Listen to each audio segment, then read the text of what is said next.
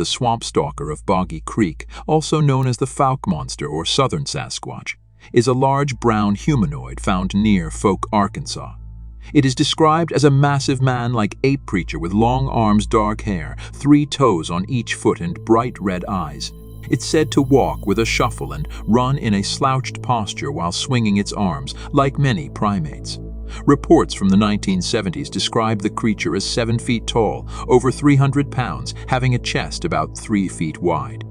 The creature's footprints are said to measure 17 inches long and 7 inches wide. The monster made local headlines in 1971, when it was reported to have attacked the home of Bobby and Elizabeth Ford on May 2, 1971. According to Elizabeth, the creature, which she thought was a bear, reached through a screen window while she slept on the couch. It was chased away by her husband and his brother. During the encounter, the Fords fired several gunshots at the creature and thought that they had hit it, though no blood was found.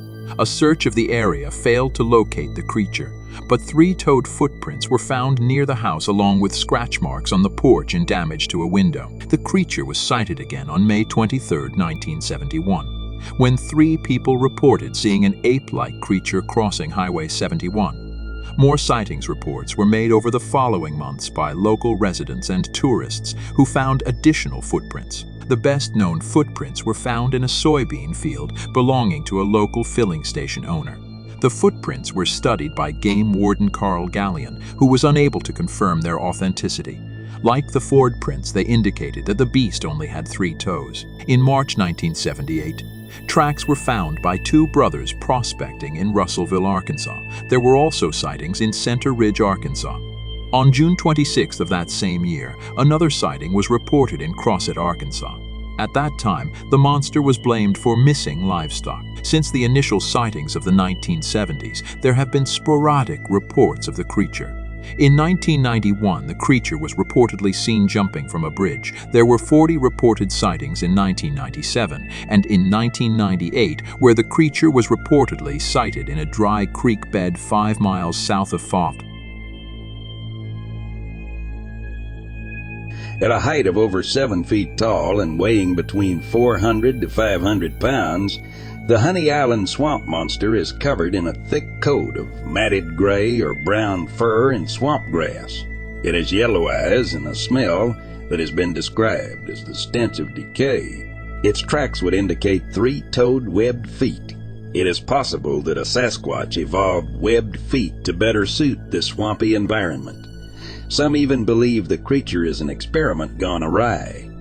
This beast has long been blamed for the deaths of livestock and the mysterious disappearances of children in the surrounding areas.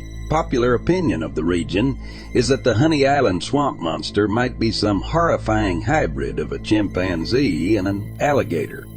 One of the strangest tales surrounding the origins of the Honey Island swamp monster involves a train wreck near the Pearl River in the early 1900s. The train was full of exotic animals from a traveling circus that ran into the swamps after the train derailed.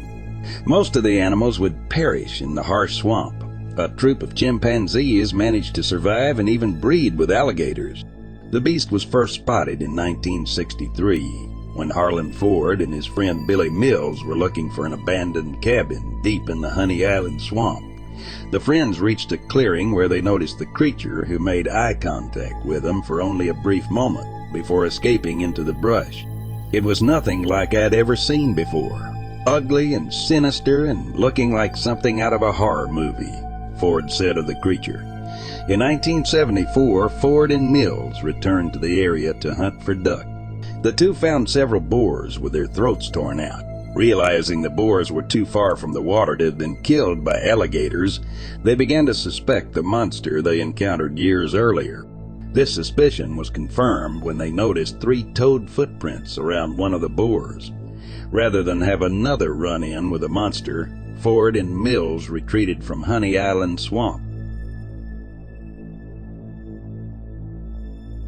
The skunk ape is a bipedal humanoid often reported in the southeastern United States, including Texas, Georgia, and Louisiana, but predominantly in the Florida Everglades. In 1929, the creature was sighted at the recently constructed Perky Bat Tower. Witnesses reported that an ape-like creature was drawn to the noise of the construction. After inspecting the tower shortly after it had been stocked with bats, the creature shook the tower, driving off the bats before running back into the woods. In 1942, a man in Suwannee County reported a similar creature rushing out from the brush while he was driving down an isolated road. It grabbed onto his vehicle and beat the door for half a mile before leaving. In the community of Bardeen, in Putnam County, Florida, in the 1940s, there were a number of sightings of a creature then known as the Bardeen Booger. In the 1960s, a rash of sightings in central Florida was reported in Alachua and Marion counties. One of these reports from 1963 involved several members of a family encountering an ape-like creature around their home, including one instance of peering into windows. Reports of the skunk ape were common in the 1950s through the 1970s. The Bigfoot Field Researchers Organization has archived hundreds of sightings across nearly every county of Florida, beginning in 1955 and into the present day. In the 1970s, 2 Palm Beach County sheriff's deputies reported that an ape-like creature stalked them through a grove before they fired some warning shots at it. They reported following a trail of footprints where they recovered some fur caught on a barbed wire fence. From 1970 to 1975, several more sightings occurred in Broward County and surrounding areas. Multiple eyewitnesses reported nocturnal encounters with a 5 to 7 foot, ape-like creature with dark red to black fur. Reports state that the skunk ape had invaded homes, stalked people, and killed livestock including horses and bulls. The local police department investigated after one officer reported striking the skunk ape with his car. Several Everglades wildlife tour bus operators and their guests have reported additional sightings. In July 1997, one such operator reported wildlife bait stands laden with beans had been raided. He baited several locations with more beans after finding strange tracks. Multiple witnesses reported skunk ape sightings soon after. The operator attributed this instance to high seasonal flooding, having driven numerous animals into tighter ranges around higher ground. Operators have stated that hot weather, high humidity, and the rural location would make a hoax unlikely. Sightings continue to the present day. 48 out of 67 counties in Florida have reported sightings since 2010. The most vivid sighting of a skookum was in 1924 when miners were ambushed by a massive ape-like monster. The miners were prospecting on the Muddy, which is part of the Lewis River. They saw huge footprints but were unsure of their origin until they saw a large beast peering at them from behind a tree. One of the terrified men shot at the skookum. The creature scrambled away. One of the men says he shot the beast 3 times and it fell into a canyon. The body was never found. It seems the skookum decided to strike back.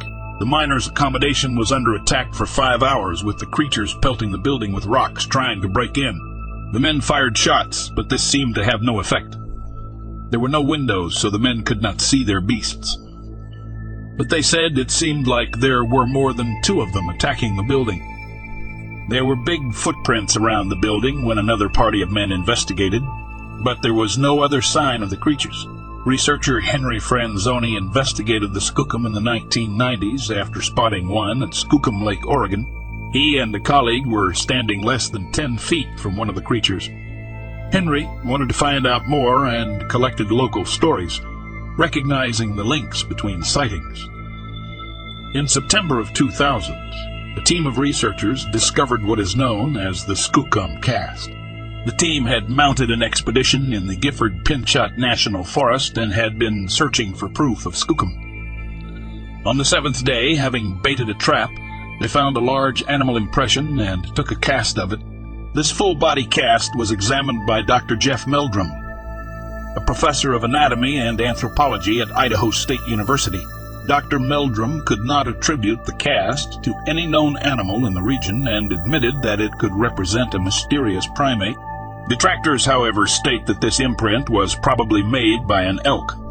The print was of a body not a footprint, and there were no footprints found nearby, leading some to believe that this mark was not made by a Skookum. True believers say that the beast was clever enough to hide its tracks.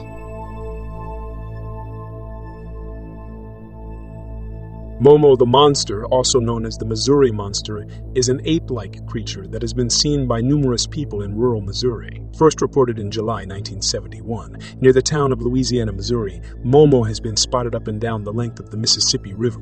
It is a large, 7-foot-tall, hairy man-like creature that emits a terrible odor. The most well-known sighting occurred on July 11, 1972, when two boys were playing in the backyard on the outskirts of the town of Louisiana. Their older sister was in the kitchen when she heard her brothers screaming. When she looked out of the window, she saw a massive dark-haired creature holding what appeared to be a dead dog. She described it as having a pumpkin-shaped head and large glowing orange eyes. Many other sightings occurred that year. A local fire department chief and member of the city council reported driving along a creek bed when he saw a massive upright creature in his vehicle's headlights. As a result of these reported encounters, a 20-person posse was formed to hunt the creature, but nothing was ever found. The Mulan Monster, or Arizona Bigfoot, hails from Mogollon Rim, Arizona. The Mulan Monster is reported to be 7 feet tall with inhuman strength and large red eyes. Its body is covered with long black reddish-brown hair except for its chest, face, hands, and feet. It has a strong and pungent odor like that of dead fish, a skunk with bad body odor, decaying peat moss, and the musk of a snapping turtle. It is omnivorous, nocturnal, and very violent. The beast walks with wide strides and leaves behind footprints measuring 22 inches in length. It was said to whistle or scream and explore campsites at night. It is said to hunt and consume deer and other wildlife by decapitating them. The oldest known documented sighting of the Mulan Monster was reported in 1903. A creature was seen near the Grand Canyon with long white hair and matted beard that reached to his knees. It wore no clothing, and upon his talon-like fingers were claws at least 2 inches long. A coat of gray hair nearly covered his body, with here and there a spot of dirty skin showing. It was also said that the creature was found drinking the blood of 2 cougars. It threatened the witness with a club and screamed the wildest, most unearthly screech. Another early documented sighting was recounted by cryptozoologist Don Davis. During the mid-1940s, he was on a Boy Scout trip near Payson, Arizona, of which he gave the following account. The creature was huge. Its eyes were deep-set and hard to see, but they seemed expressionless. His face seemed pretty much devoid of hair, but there seemed to be hair along the sides of his face. His chest, shoulders, and arms were massive, especially the upper arms, easily upwards of 6 inches in diameter, perhaps much more. I could see he was pretty hairy, but didn't observe really how thick the body hair was. The head was very square sides and squared up chin, like a box. A member of the White Mountain Apache Nation in Arizona said in 2006, "We're not prone to easily talk to outsiders, but there have been more sightings than ever before. It cannot be ignored any longer.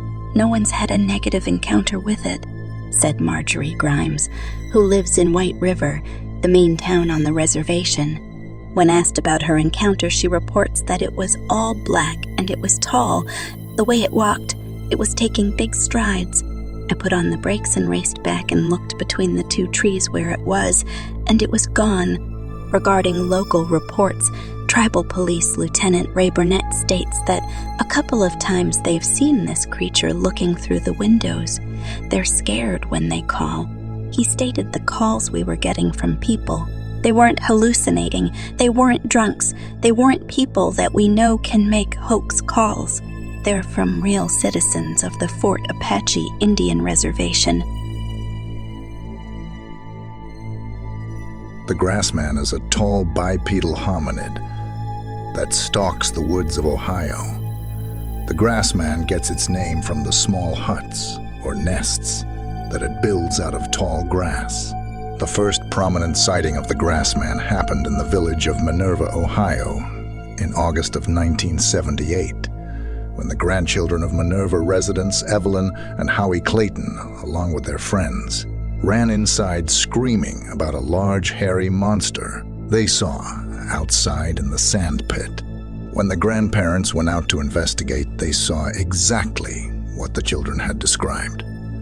It was covered in dark matted hair, sitting in the pit and rummaging through garbage.